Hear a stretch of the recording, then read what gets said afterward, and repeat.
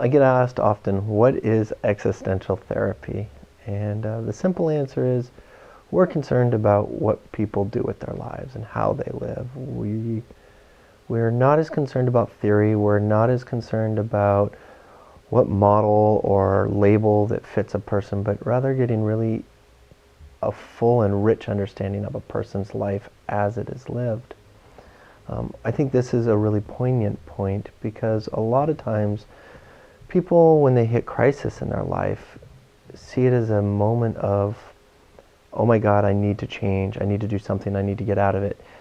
And a lot of things are, the questions that get asked and how they get answered is, how do I do that? How do I get out of my crisis? How do I get to the next point? Where existential therapy takes a slightly different step, and how's an important question, but why? Where do you want to go from here? We see crisis as an opportunity for growth, not just something to be avoided. And in that sense, I feel that existential therapy offers something quite unique in the sense that if somebody comes in for anxiety, we're not there to just extinguish the anxiety. We're there to help the person fully understand their experience of anxiety, what benefit it may play in their life, how to tolerate it when it's unavoidable, because part of life is having anxiety. When it is overbearing, then how to deal with it. But why one would ever want to deal with it in the first place.